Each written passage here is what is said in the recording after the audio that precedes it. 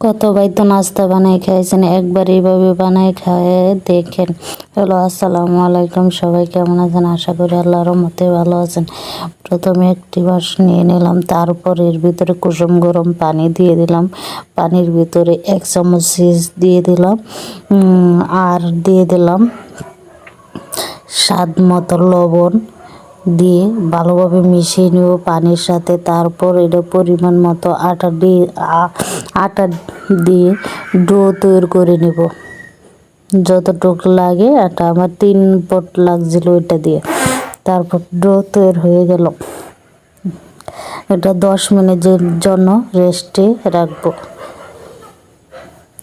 রেস্টে রাখার পরে এদিকে দিয়ে 3টি আলু সিদ্ধ করে নিলাম। আলু সিদ্ধ করে নিয়ে এখন আলুটিকে রেড করে নিব।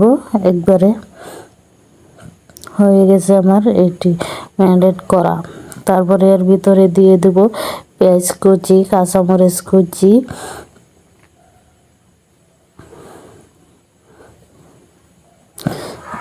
তারপর দিয়ে দেব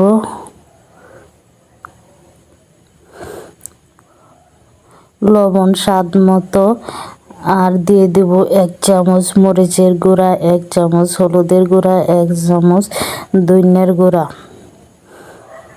দেওয়ার পর আবার ভালোভাবে মিশিয়ে নেব।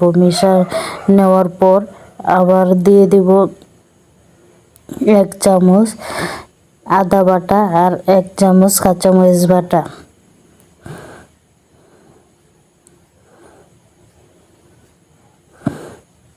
হলুদটা মনে হয় কম হয়েছে, তার জন্য একটু হলুদ দিয়ে দিলাম, আর 2 চামচ কর্নফ্লাওয়ার দিয়ে দিলাম।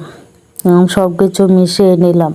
মেশানোর পর এখন 10 মিনিট রেস্টে নেওয়া হয়েছে। এখন এটা ফুলে গেছে। এখন আবার এটাতে ডোটাতে ভালোভাবে আবার কতক্ষণ করে নেব।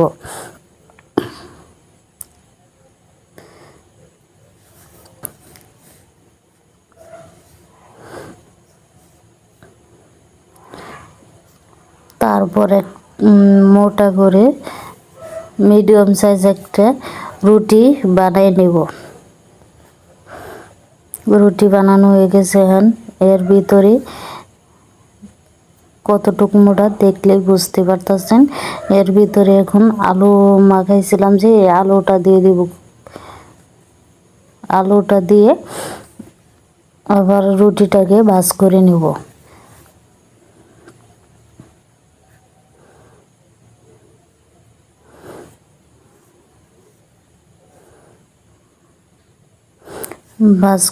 কেমনে ভাজ করতে, ঠিক কীভাবে ভাজ করবেন, আর একবার এই নাস্তাটা বানিয়ে দেখবেন।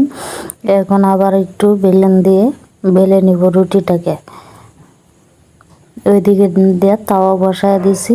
তাওয়াটা গরম হলে তাওয়ার ভিতরে দিয়ে দেব।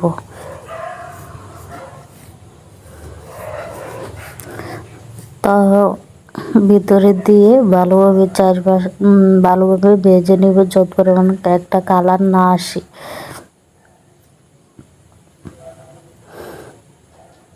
আপনারাও ঠিক এইভাবে একবার বানিয়ে দেখেন। কালার আসলে বোঝা যাবে যে সব পিসটাতে হয়েছে, তা না হলে হবে না।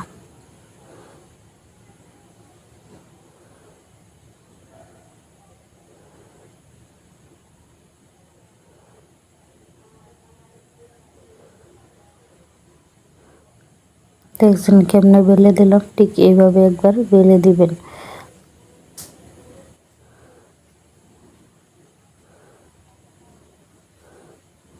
এখন তাওয়া দিয়ে দিলাম,